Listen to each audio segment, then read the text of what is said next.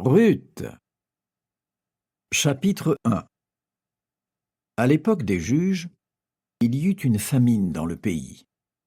Un homme quitta alors Bethléem en Juda avec sa femme et ses 2 fils pour émigrer en Moab. Cet homme s'appelait Élimélec, sa femme Noémie et ses 2 fils, Malon et Kilion. Ils étaient d'Éphrata, c'est-à-dire de Bethléem en Juda. Une fois arrivés en Moab, ils s'y installèrent. Quelque temps après, Élimélec, le mari de Noémie, mourut. Noémie se retrouva donc seule avec ses 2 fils. Plus tard, ses fils se marièrent avec des femmes moabites, Orpa et Ruth. Ils habitèrent en Moab environ 10 ans. Puis les 2 fils de Noémie, Malon et Kilion, moururent aussi. Noémie n'avait donc plus ni son mari, ni ses 2 enfants. Avec ses belles-filles, elle décida alors de quitter Moab pour retourner dans son pays, car elle avait appris que Jéhovah s'était occupé de son peuple en lui donnant de quoi se nourrir. Noémie partit donc de l'endroit où elle habitait, accompagnée de ses 2 belles-filles, pour retourner en Juda. Tandis qu'elle marchait sur la route, elle dit à ses 2 belles-filles : « Allez, retournez chacune chez votre mère. Que Jéhovah agisse envers vous avec amour fidèle, comme vous avez agi envers mes fils et moi. Que Jéhovah permette à chacune de vous de trouver un mari et un foyer. » Puis elle les embrassa, et elles se mirent à pleurer très fort. Les belles-filles de Noémie ne cessaient de lui dire : « Non, nous irons avec toi vers ton peuple. » Mais elle leur répondit : « Rentrez chez vous, mes filles. Pourquoi viendriez-vous avec moi? Est-ce que je suis encore capable d'avoir des fils avec qui vous pourriez vous marier? Allez, rentrez chez vous, mes filles, car je suis maintenant trop vieille pour me marier. Et même si je pouvais espérer trouver un mari ce soir et avoir des fils, est-ce que vous attendriez qu'ils aient grandi? Est-ce que pour eux, vous refuseriez de vous remarier? Non, mes filles, je suis très triste de ce qui vous arrive, parce que Jéhovah a agi contre moi. » Elles se mirent de nouveau à pleurer très fort.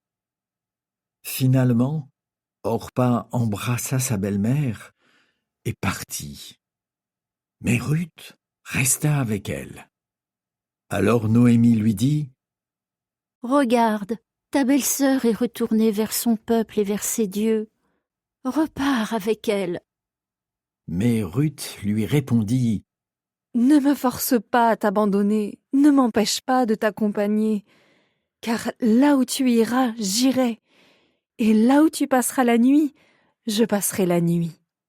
Ton peuple sera mon peuple, et ton Dieu, mon Dieu.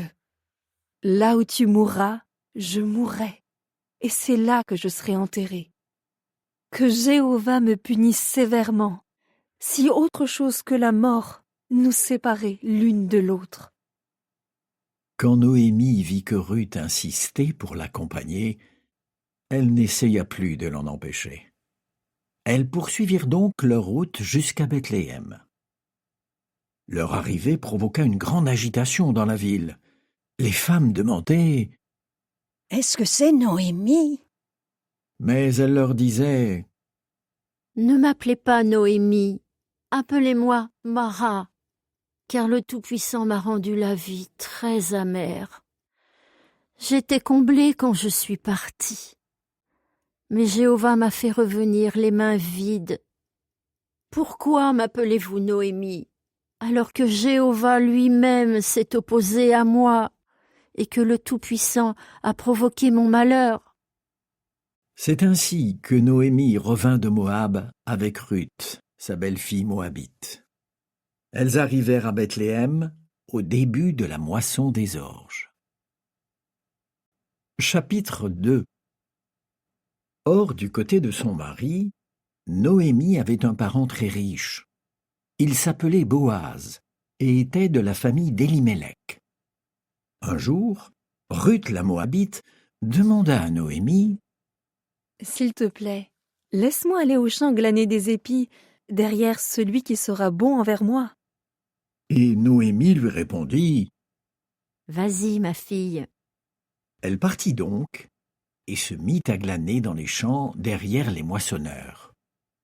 Elle se retrouva par hasard sur une parcelle appartenant à Boaz, qui était de la famille d'Élimélec.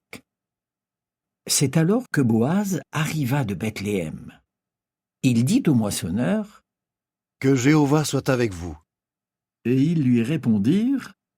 Que Jéhovah te bénisse. Ensuite, Boaz demanda au jeune homme, qui était responsable des moissonneurs. À qui appartient cette jeune femme? Le jeune homme répondit. C'est une Moabite qui est revenue de Moab avec Noémie. Elle m'a demandé, s'il te plaît, est-ce que je peux glaner et ramasser les épis coupés que les moissonneurs ont laissés derrière eux?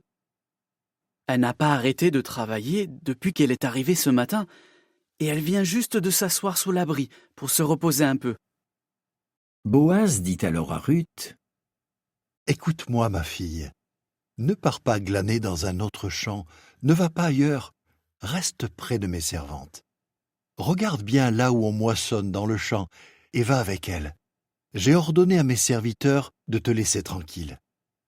Quand tu as soif, va boire aux cruches l'eau que les serviteurs ont puisée. Ruth se mit alors à genoux et s'inclina face contre terre et lui dit. Pourquoi es-tu bon avec moi? Pourquoi m'as-tu remarqué, moi qui suis une étrangère? Boaz lui répondit. On m'a beaucoup parlé de tout ce que tu as fait pour ta belle-mère après la mort de ton mari. Tu as quitté ton père, ta mère et le pays où tu es né pour aller vers un peuple que tu ne connaissais pas. Que Jéhovah te bénisse pour ce que tu as fait. Reçois une pleine récompense de la part de Jéhovah, le Dieu d'Israël, puisque tu es venu te réfugier sous ses ailes. Ruth lui dit. Que je trouve faveur à tes yeux, mon Seigneur. Tu m'as consolé et tu m'as parlé, à moi ta servante, sur un ton rassurant, alors que je ne suis même pas une de tes servantes. Au moment du repas, Boaz lui dit. Viens, mange un peu de pain et trempe ton morceau dans le vinaigre. Elle s'assit donc à côté des moissonneurs, puis il lui donna des céréales grillées. Elle en mangea et fut rassasiée, et même il lui en resta. Quand elle se leva pour glaner, Boaz ordonna à ses serviteurs. Laissez-la glaner les épis coupés et ne lui faites pas de mal. Et même, quand vous tiendrez une poignée d'épis, retirez-en quelques-uns et laissez-les derrière vous pour qu'elle les glane. Ne lui faites aucun reproche. Ruth glana dans le champ jusqu'au soir. Quand elle battit ce qu'elle avait glané, cela faisait environ 1 épha d'orge. Elle le rapporta en ville et le montra à sa belle-mère. Elle sortit aussi ce qui lui était resté de son repas et le lui donna. Sa belle-mère lui demanda alors. « Où as-tu glané aujourd'hui? Où as-tu travaillé? Que celui qui t'a remarqué soit béni. » Ruth expliqua donc à sa belle-mère chez qui elle avait travaillé. L'homme chez qui j'ai travaillé aujourd'hui s'appelle Boaz. Alors, Noémie lui dit. Qu'il soit béni par Jéhovah, qui n'a pas renoncé à son amour fidèle envers les vivants et les morts. Elle ajouta. Cet homme est de notre famille, c'est un de nos racheteurs. Ruth, la Moabite, reprit la parole. Il m'a dit aussi, reste près de mes jeunes gens jusqu'à ce qu'ils aient terminé ma moisson. Noémie dit à sa belle-fille Ruth. Ma fille, il vaut mieux que tu ailles avec les servantes de Boaz plutôt que d'être maltraitée dans un autre champ. Elle resta donc près des servantes de Boaz, et elle glana jusqu'à la fin de la moisson des orges et de la moisson des blés. et elle habitait avec sa belle-mère. Chapitre 3. Noémie, sa belle-mère, lui dit un jour: « Ma fille, je dois te chercher un foyer pour que tu sois heureuse. Boaz est de notre famille. C'est avec ces jeunes ouvrières que tu as travaillé. Ce soir, ils vannent l'orge sur l'aire de battage. Lave-toi, enduis-toi d'un peu d'huile parfumée, puis mets tes plus beaux habits et descends à l'aire de battage.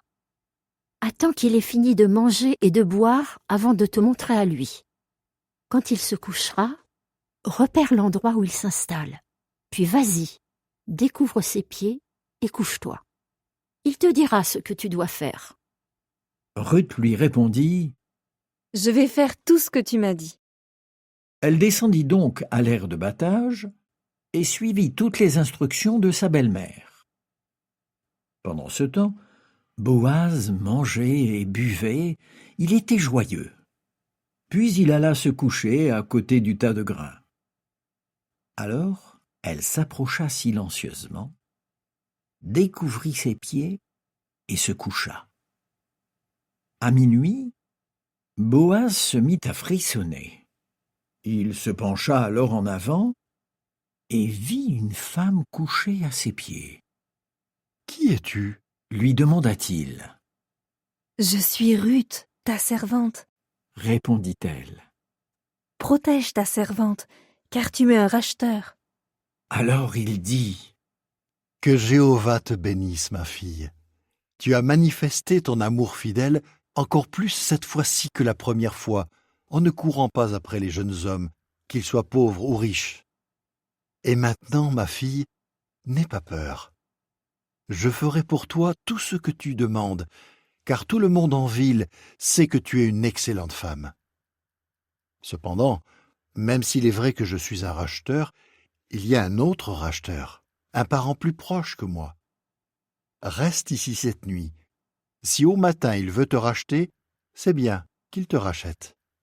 Mais s'il ne veut pas te racheter, alors c'est moi qui te rachèterai, aussi vrai que Jéhovah est vivant. Reste couché ici jusqu'au matin. » Elle resta donc couchée à ses pieds jusqu'au matin, puis elle se leva, avant qu'il fasse assez clair pour qu'on puisse la reconnaître. Boaz dit alors: « Il ne faut pas qu'on sache qu'une femme est venue à l'aire de battage. » Puis il ajouta: « Prends le manteau que tu portes et tends-le bien. » Elle le tendit, et il y versa 6 mesures d'orge. Puis il chargea le manteau sur elle, et il retourna à la ville. Ruth rentra chez sa belle-mère, qui lui demanda: « Comment les choses se sont-elles passées pour toi, ma fille ?» Elle lui raconta alors tout ce que Boaz avait fait pour elle. Elle ajouta: « Il m'a donné ces 6 mesures d'orge, en me disant « N'arrive pas les mains vides chez ta belle-mère. » Alors Noémie dit: « Reste ici, ma fille, jusqu'à ce que tu saches comment l'affaire tournera, car cet homme fera tout pour régler l'affaire dans la journée. » Chapitre 4. Boaz monta à la porte de la ville et s'assit là. Et voilà que le racheteur dont il avait parlé passa. Boaz lui dit: « Un tel, viens, assieds-toi. » Et l'homme vint s'asseoir. Puis Boaz prit 10 anciens de la ville et leur dit: « Asseyez-vous ici. » Ils s'assirent donc. Alors Boaz dit au racheteur: « Noémie, qui est revenue de Moab, doit vendre le champ qui appartenait à notre frère Elimelech. J'ai donc pensé que je devais t'en informer et te dire: achète-le devant les habitants de la ville et les anciens de notre peuple. Si tu veux le racheter, rachète-le. Mais si tu ne veux pas, dis-le-moi. Je dois le savoir, car tu as le droit de le racheter, et c'est moi qui viens après toi. » Alors l'homme dit: « Je suis prêt à le racheter. » Mais Boaz précisa: « Le jour où tu achèteras le champ à Noémie, tu devras aussi l'acheter à Ruth la Moabite, la femme de celui qui est mort, pour que le nom de celui qui est mort reste associé à son héritage. » Le racheteur répondit « Je ne peux pas le racheter, car je risque de ruiner mon héritage. Rachète-le pour toi avec mon droit de rachat. Moi, je ne peux pas le racheter. » Autrefois, en Israël, voilà comment on avait coutume de valider toutes sortes d'affaires concernant le droit de rachat et d'échange. L'un devait retirer sa sandale et la donner à l'autre. C'est ainsi qu'on concluait un accord en Israël. Et donc, quand le racheteur dit à Boaz « Achète-le pour toi », il retira sa sandale. Alors Boaz dit aux anciens et à tout le peuple « Vous êtes témoins aujourd'hui que j'achète à Noémie tout ce qui appartenait à Elimelech et tout ce qui appartenait à Kilion et à Malon. Je prends aussi pour femme Ruth la Moabite, la femme de Malon, pour que le nom de celui qui est mort reste associé à son héritage et ne soit pas oublié parmi ses frères et les habitants de sa ville. Vous en êtes témoins aujourd'hui. » Alors tous ceux qui étaient à la porte de la ville, et les anciens, dirent « Nous en sommes témoins. » Que Jéhovah accorde à la femme qui entre dans ta maison d'être comme Rachel et comme Léa, qui ont toutes les deux donné naissance au peuple d'Israël. Que tout aille bien pour toi à Ephrata. Fais-toi une belle réputation à Bethléem. Que par la descendance que Jéhovah te donnera de cette jeune femme, ta famille devienne comme la famille de Pérez, que Tamar a donnée à Juda. Boaz se maria donc avec Ruth, et il eut des relations sexuelles avec elle. Jéhovah permit à Ruth d'être enceinte, et elle mit au monde un fils. Et les femmes dirent à Noémie « Loué soit Jéhovah, qui ne t'a pas laissé sans racheteur aujourd'hui. Qu'on parle de son nom dans tout Israël. L'enfant t'a fait revivre, et il prendra soin de toi durant ta vieillesse, car ta belle-fille l'a mis au monde, elle qui t'aime, et qui vaut mieux pour toi que 7 fils. » Noémie prit l'enfant dans ses bras, et elle s'occupa de lui. Les voisines lui donnèrent un nom. « Un fils est né à Noémie, » disait-elle, et elles l'appelèrent Obed. C'est le père de Jessé, qui est le père de David. Voici la descendance de Pérez. Pérez fut père de Hésron, Hésron fut père de Ram, Ram fut père d'Aminadab, Aminadab fut père de Nachon, Nachon fut père de Salmon, Salmon fut père de Boaz, Boaz fut père d'Obed, Obed fut père de Jessé, Jessé fut père de David.